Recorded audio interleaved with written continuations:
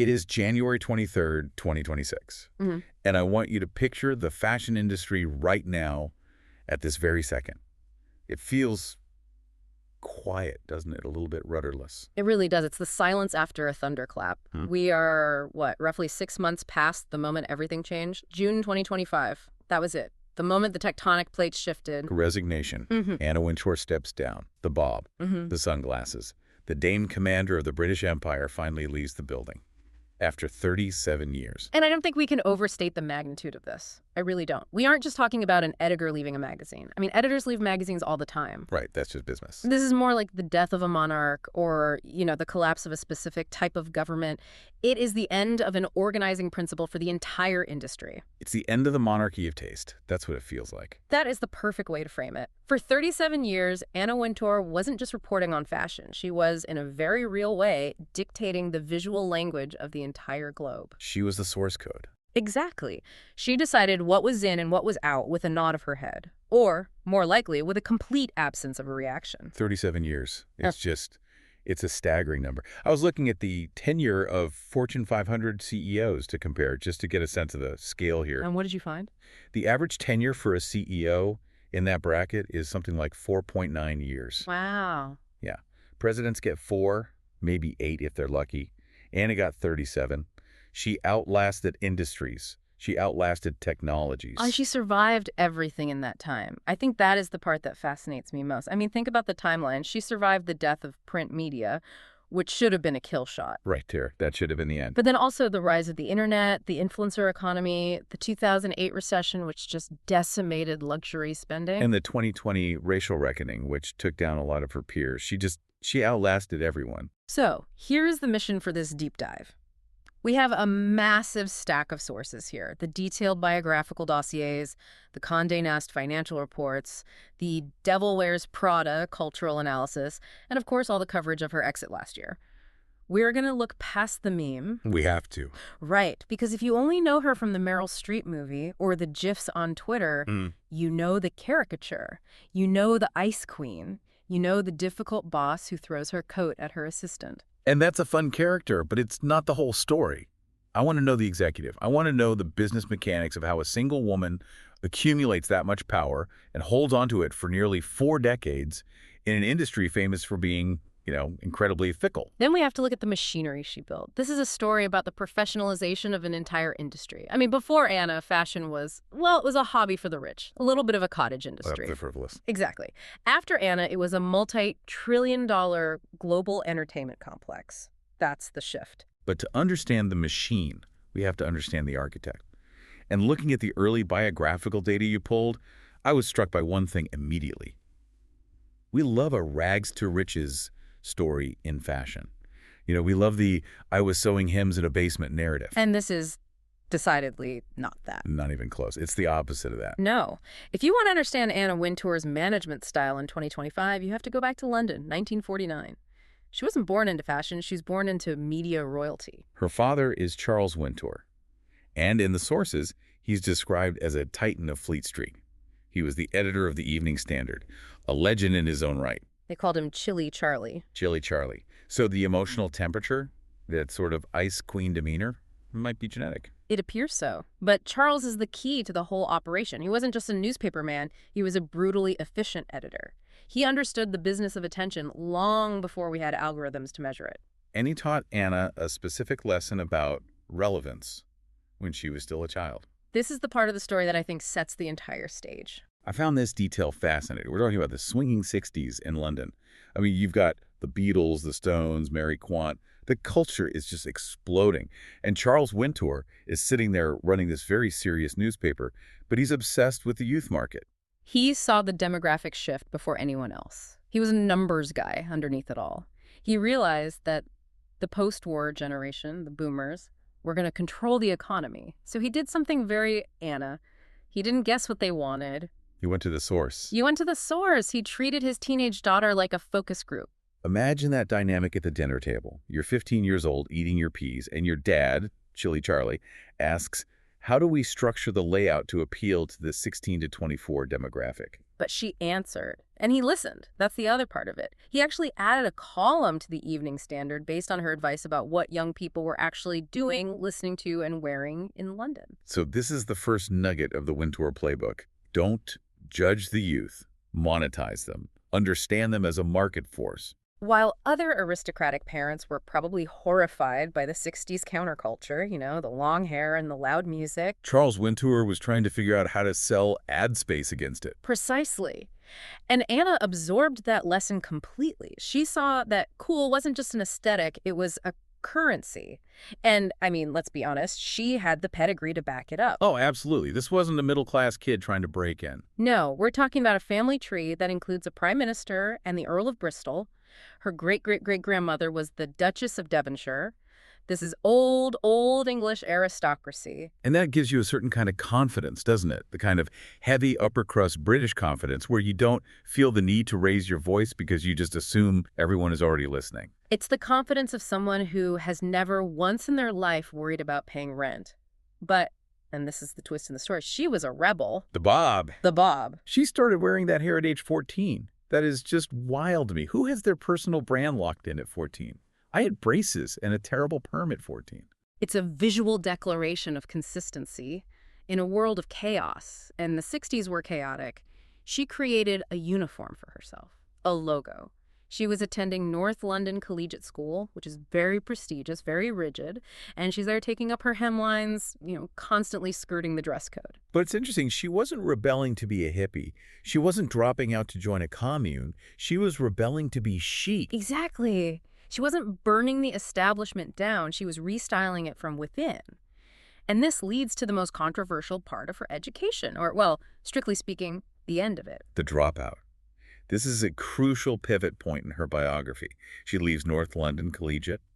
Her parents enroll her in a fashion training program at Harrods. Harrods. That is the pinnacle of British retail luxury. If you want to learn the trade, you go to Harrods. It's like going to Harvard for business. And she quits. But she doesn't just quit because it's hard or boring. She quits with a thesis statement, a declaration. You either know fashion or you don't. You either know fashion or you don't. I want to pause on that for a second, because that is an incredibly dangerous idea. It's arrogant. It's unbelievably arrogant for a teenager. It is, but it's also the foundation of her entire career. She is rejecting the idea that taste is a skill you learn, like accounting or coding.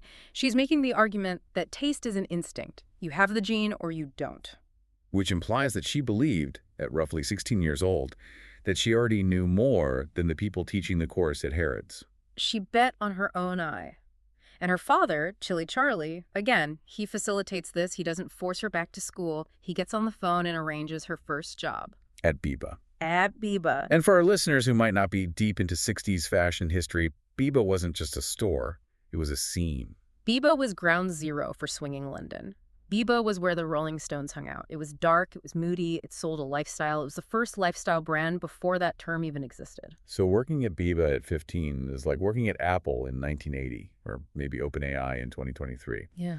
You were at the center of the blast radius of culture. She's just absorbing this atmosphere. And she moves into magazines really quickly after that. She lands at Harper's and Queen. And she's already calling her shot. The ambition is just baked in from day one. She told everyone who would listen, all her coworkers, I want to edit Vogue, not I want to be a writer, not I want to be a stylist. She wanted the big chair from the very beginning. But ambition alone doesn't get you there. You need resilience. And that's why we have to talk about 1975, New York City, Harper's Bazaar. The failure. The first big one. She gets fired. After just 9 months. The editor at the time, Tony Mazzola, fires her. And the reason he gave is just fascinating, especially given what we know now. He said her photo shoots were too innovative. Too innovative? Yeah. How can you possibly be too innovative in fashion? Isn't that the whole point? Well, you have to look at what she was doing. Harper's Bazaar at the time was very conventional, very polite, very safe. Anna was coming in and putting models in dreadlocks. She was shooting in gritty outdoor locations. She was using harsh lighting. She was breaking all the visual rules of the 1970s. So she was trying to drag the magazine into the future. And the magazine just wasn't ready to go with her. Right. But for a high achiever, getting fired is usually the moment that makes or breaks them. Most people would retreat. They'd go back to London with their tail between their legs. They'd say, New York is too hard. Anna goes to Viva. Yes. Yes. Viva. I'd look up Viva. This is an unexpected career move. It was owned by Bob Guccione, the guy who founded Penthouse. It was an adult magazine for women. That's the most polite way to put it. It was risque. So the future Dame Commander of the British Empire is working for a softcore porn publisher. She was. But here's the thing. She treated it like it was the New York Times. This is the grit that people miss when they only see the Ice Queen. She didn't turn up her nose at the work. She saw an opportunity. A huge one. Viva had a massive budget thanks to Guccione's publishing empire. So she used that money to hire the best photographers, the best stylists. She produced these incredible high-fashion shoots for a girly mag. That is such a strategic flex. Yeah. It's like she's saying, I don't care about the platform. I care about the budget and the creative control. And she got her first personal assistant there. She started building the structure of the boss. She learned that if you produce excellence, people eventually stop caring about where it was published. She was laundering her reputation through the sheer quality of her work. Which sets the stage for the 80s. Mm-hmm. She claws her way back to the mainstream. She lands at New York Magazine in 1981. And this is where I think the Wintour formula actually coalesces into a business strategy. This is the moment. Absolutely. At New York Magazine, she wasn't just doing fashion spreads in the back of the book. She was looking at the whole package, especially the cover strategy. And she noticed something that seems so obvious to us now, but at the time was apparently revolutionary. The power of the celebrity. Before this, magazine covers were almost always models. Nameless, beautiful mannequins. Right. And Anna realized that if you put an actress on the cover or a famous socialite, someone the audience recognized and had a relationship with, the newsstand sales spiked. It wasn't about the clothes anymore. It was about the person wearing the clothes. Yeah. The narrative. It was the beginning of the culture of personality that defines our media landscape today. She understood that people didn't just want to see the dress, they wanted to see the life of the person in the dress. It was aspirational in a whole new way. And she rode that insight all the way to her now famous interview with Grace Mirabella. The audacity of this moment is breathtaking. Just picture it. Grace Mirabella is the sitting editor-in-chief of Vogue. She is the queen. She grants Anna an interview, probably as a favor to someone. And she asks a pretty standard interview question.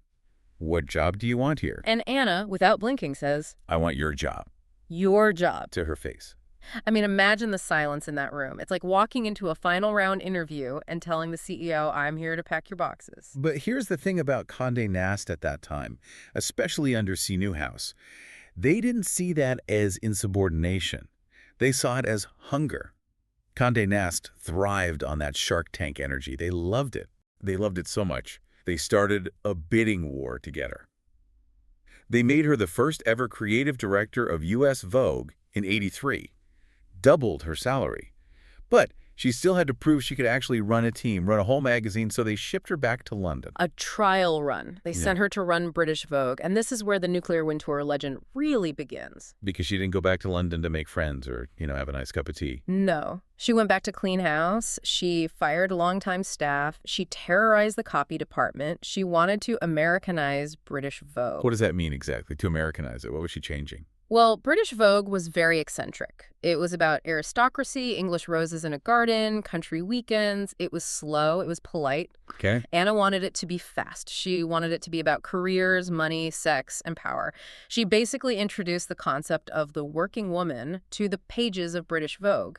But not just any working woman, the executive woman, the woman who wants the corner office. But then she stumbles. And I think this is the most overlooked part of her resume, because it was a huge public failure. We have to talk about House and Garment. House and Garden, or as the industry very cruelly mocked it, Vanity Chair. This was 1987. Condé Nast gives her this heritage interior design magazine, and she basically tries to turn it into Vogue with furniture. She did. She put fashion models into living rooms. She put celebrities on the cover. She made it about the style of the homeowner, not the wallpaper or the architecture. And the readers, the traditional loyal subscribers, hated it. They didn't just hate it. They canceled their subscriptions in droves. They called the office screaming. Advertisers started pulling out. By all metrics, it was a commercial disaster. It was. She fundamentally misread the room. She thought her taste was universal. She thought, if I like it, everyone will like it. But the interior design demographic is different. They want the details. They want the specs. They didn't want a model draping herself over a sofa. They wanted to know where the fabric on the sofa came from and how much it cost per yard. So why didn't she get fired?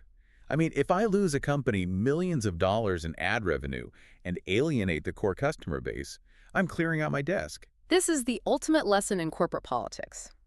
The Condé Nast executives, see Newhouse specifically, they didn't care that much about the House and Garden balance sheet. They cared that she was shaking things up. They saw the House and Garment disaster not as a failure of taste, but as a proof of concept that she was willing to break things. So the failure actually proves she had the guts to take over the flagship magazine Vogue. Exactly. It showed she wouldn't be sentimental. It showed she wasn't afraid to alienate people in pursuit of a vision. 10 months later, despite the disaster, they handed her the keys to the kingdom. November 1988. She becomes editor-in-chief of American Vogue. And the very first thing she does is kill the close-up headshot. We really have to set the scene for Vogue pre-Anna. Under Grace Mirabella, the covers were very, very specific. They were tight headshots of famous models, lots of makeup, very studio-lit. The word everyone used was beige. Beige. Not a great word for a fashion magazine. No. It was successful, but it was boring. It was predictable. And it was losing ground to a new magazine called Elle, which was younger, fresher, and more energetic. So Anna walks in. November 1988. Her very first cover. It's the model Michaela Bercue. And this single image changes the entire business logic of fashion media. Describe it for us. Because if you just look at it now, in 2026, it looks normal. But in 1988, it was completely alien. So you have Michaela Bercue, a 19-year-old Israeli model. First off, she's not in a studio. She's outside on a street. There's natural light hitting her face. Her eyes are half closed, like she's in the middle of a laugh or squinting in the sun. Her hair is blowing across her face. It looks like a snapshot, like her friend took it. It does. It feels accidental. But the revolution is the outfit. On top, she is wearing a Christian LaCroix jacket. This is haute couture. It is completely covered in jewels. It has a giant cross on the front. It costs $10,000. A total fortune in 1988 dollars. And she is wearing it with a $50 pair of faded, light wash Guess jeans. High and low. The sacred and the profane together. This broke every rule in the book. You did not put denim on the cover of American Vogue. Denim was for laborers or teenagers on the weekend. Couture was for the ballroom, and smashed them together in one image. And the printers actually called the office, right? I love this detail. They did. They called the Vogue offices and said, "We think there's been a mistake with the film. You sent us the proofing sheet, not the final cover." They genuinely thought it was an outtake. They couldn't believe it was the intended image. But why was this such a paradigm shift? I mean, beyond just it looked cool, what was the business idea behind it? Because it democratized the aspiration. It sent a message. You don't have to buy the $10,000 jacket to be part of this world. You probably already own the jeans. It acknowledged how real women, even wealthy women, actually dress. They mixed things.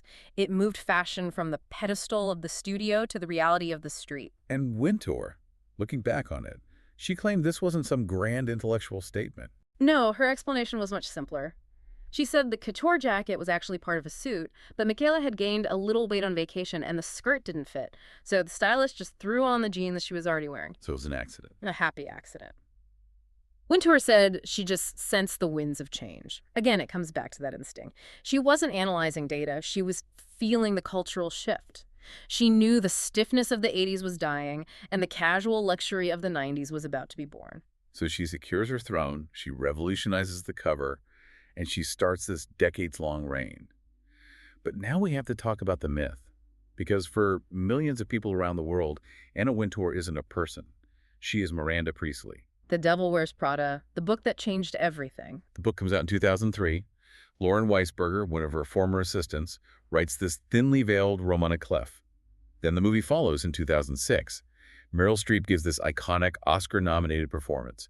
And suddenly, Anna Wintour is the global symbol of the tyrannical boss. It is a rare thing when a pop culture caricature becomes more famous than the person it is based on. Miranda Priestley is demanding. She's impossible to please. She humiliates people for sport. That's all. But Anna. Yeah. She did something brilliant. She didn't sue. She didn't hide. She didn't issue a statement. She went to the premiere. And she was dressed head to toe in Prada. It is the ultimate power move. By attending the premiere wearing the brand mentioned in the title, she signaled to the entire world, "I am in on the joke and I am untouchable." She completely defanged the criticism by owning it. Well, what do you think the long-term effect was? Do you think the movie hurt her, or did it actually help her? Oh, it helped her immensely, without a doubt. Before the movie, she was a very powerful fashion figure.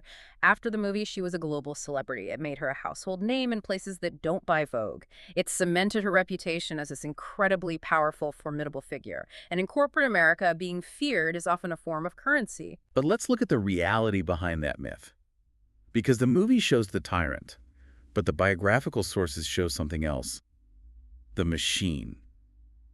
Her daily routine is fascinatingly rigid. It's an athlete's routine. It's all about discipline. She wakes up at 5:30 a.m. every single day. She plays tennis, and she plays competitively. This isn't a leisurely hit around with a friend. She has a coach. She wants to win. So she starts the day with a victory. Yes, and then she arrives at the office at 7:30 a.m. sharp every day.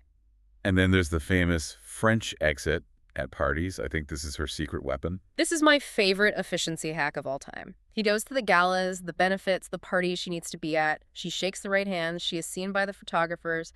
And then 20 minutes later, gone. She treats socializing as a task on a to-do list. Did I make an appearance? Check. I'm going home. She's in bed by 1 p.m. every night. She understands that her energy and her attention are finite resources. She does not waste them on small talk. And the diet. There are all these stories about her high-protein lunch.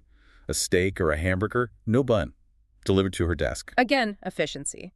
No time wasted deciding what to eat or going out for lunch. It's fuel to keep the machine running. And the sunglasses. We have to decode the sunglasses. They became part of her skeleton. They are the ultimate power accessory. She has admitted they are armor. And think about her job. She sits front row at dozens of fashion shows every season for hours on end. If she yawns, if she looks bored, if she squints at a dress she doesn't like, that reaction could be photographed and destroy a young designer's stock price. So the sunglasses hide the verdict. They keep the power with her. Exactly. It allows her to keep her reactions completely private. But there's a great little detail in the dossier that I love. They are corrective lenses. Wait, really? They're not just for show? No. She actually has bad eyesight. A colleague once tried them on as a joke and said they got dizzy because the prescription was so strong. So while everyone thinks she's being this cool, intimidating figure, she's also just trying to see the runway. It's practical and intimidating. The perfect Wintour combination. And her leadership style follows that exact same pattern. It's decisive. That's where the phrase, the Wintour of our discontent, comes from. She doesn't waffle. You present an idea, she says yes or no immediately. There's a bit of a conflict in the sources about how much she actually reads. Some former staff say she reads every single caption in the magazine. Others say she pretty much ignores the arts coverage and only looks at the pictures. And I think both can be true. It suggests she knows her role perfectly. She isn't a words editor. She is a visual editor. She knows the image is what sells the dream on the newsstand. She hired great editors to handle the text, but the visual narrative, that was 100% Anna. She approved every Polaroid before a shoot even began. So she controls the magazine with an iron fist. But somewhere in the 90s and 2000s, her influence expands. She becomes something bigger. She becomes a kingmaker for the entire industry. This is where we see her transition from journalist to business tycoon, and the Met Gala is the prime example of this. Before Anna, the Met Gala was, what, a local charity dinner for society ladies on the Upper East Side? It was a fundraiser. It was polite. It was small. Anna takes it over in the 1990s and turns it into the Super Bowl of fashion, the Oscars of the East Coast. And her big innovation was integrating Hollywood. She realized that fashion designers alone couldn't carry the publicity. They weren't famous enough. So she brought in the actors, the musicians, the athletes. She turned it into a global media spectacle. She raised over $50 million for the Costume Institute. They literally renamed that part of the museum the Anna Wintour Costume Center in 2014. I mean, that is legacy right there. But the Met Gala was also a tool. It was a way to exert power. If you were invited by Anna, you mattered. If you weren't, you didn't exist. She controlled the guest list personally. She even controlled the seating chart. And she used that incredible power to make careers. The famous Vogue bump. It's a real economic phenomenon. If Anna Wintour liked a young designer, she didn't just feature them in a 6-page spread. She would call the CEO of LVMH or Kering and say, you need to hire this person. She anointed John Galliano at Dior. That was her. She saved Marc Jacobs' career. There's a famous story where Marc Jacobs was broke, completely broke. He didn't have a venue for his show. Anna personally called Donald Trump, this was back when he was just a New York real estate guy, and convinced him to lend Jacobs a ballroom at the Plaza Hotel for free. She was brokering deals like a Hollywood agent. She was. She convinced Brooks Brothers, the most traditional American brand, to hire Tom Brown, who was a radical at the time. She wasn't just reporting on the industry, she was staffing it. She was basically a venture capitalist, but instead of investing money, she invested her influence. But it wasn't all just a smooth upward trajectory. She hit some massive walls, the 2008 recession, for example. That was a very dangerous moment for her and for the Vogue brand. The global economy collapsed, people were losing their homes, their jobs, and Vogue. Well, Vogue kept publishing stories about my beautiful villa in Tuscany or the best facials for $500. Read the room, Anna. It was incredibly tone-deaf. She was criticized heavily for being out of touch. People were calling her Marie Antoinette in sunglasses. But watch the pivot. She didn't apologize. She diversified. She launched Teen Vogue. Which, to be fair, under later editors became this incredible politically aware publication. Absolutely. She launched Men's Vogue, which had record ad pages at its launch, though it later folded.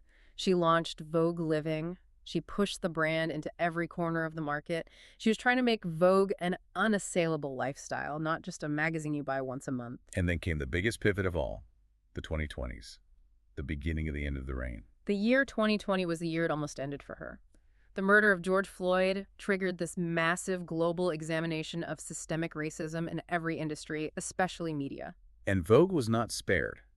An investigation by the New York Times came out that indicated that Black women, Black writers, Black photographers had been systematically sidelined at Vogue for years. And this wasn't just external noise from critics. This was coming from inside the building. And then the ultimate betrayal, Andre Leon Talley. Her right-hand man for decades. The larger-than-life editor who sat next to her in the front row at every single show. He published his memoir, The Chiffon Trenches, in 2020. And he absolutely dismantled her public image. He painted her as cold, dismissive, and cruel. He basically said that once he was no longer useful or cool in her eyes, she cut him off completely. That must have hurt personally, but it also really damaged the brand. It did. And for the first time, Wintour issued a rare apology to the staff. She sent a memo admitting that Vogue had been complicit in racism and had not done enough to elevate Black voices. And many people in the industry thought, this is it. She's done. She can't survive this. The rumors were flying. Everyone thought she would resign in the summer of 2020, but she didn't. How did she survive? Her peers, people like Tina Brown at The New Yorker, Graydon Carter at Vanity Fair, they all left years ago seeing the writing on the wall for print media. How did Anna hold on for so long? She adapted. This is the key learner insight of her later career. She realized the job title editor-in-chief was becoming obsolete. So she made herself something bigger. She became the global chief content officer. What's the real difference there? Is it more than just a title change? It's everything. An editor worries about the next issue of one magazine. A chief content officer worries about the brand across all platforms globally. She consolidated power. She took control of all the international Vogue editions. She made herself structurally essential to the corporate mothership of Condé Nast. She wasn't just making magazines anymore. She was managing a global digital ecosystem. She was also politically insulated. She became a massive fundraiser for the Democratic Party. A major bundler for Obama, for Hillary Clinton, for Joe Biden. There were persistent rumors she was being considered for ambassador to the UK if Clinton had won. She had very powerful friends, not just in fashion, but in Washington, D.C.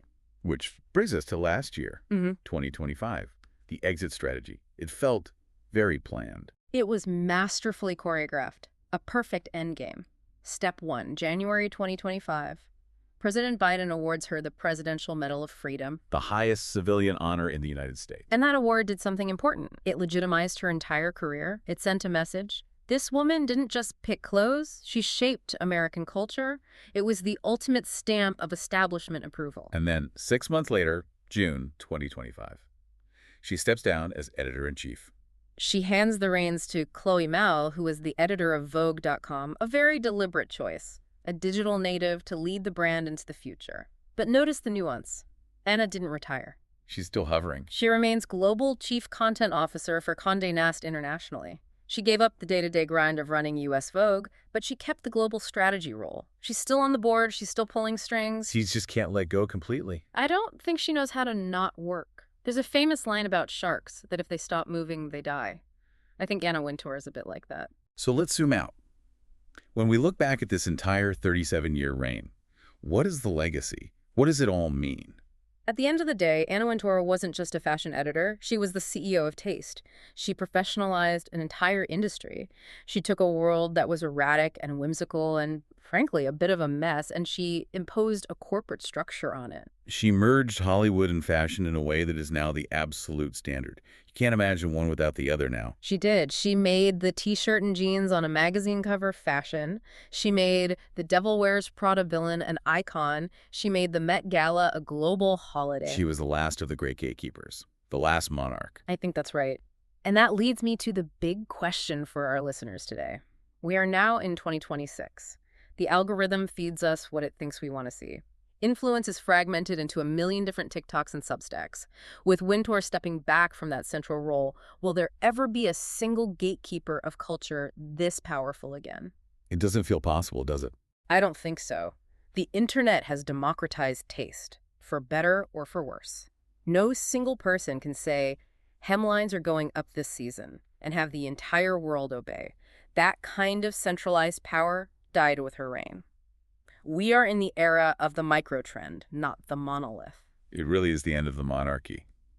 The queen is, if not dead, at least in semi-retirement. Long live the algorithm. It seems that way. So next time you throw on a blazer with your jeans, or you find yourself judging a celebrity's outfit at the Met Gala, just remember, you are living in the world that Anna Wintour built, even if she's no longer sitting in the front row. Whether you like it or not. That's it for this deep dive. Thanks for listening.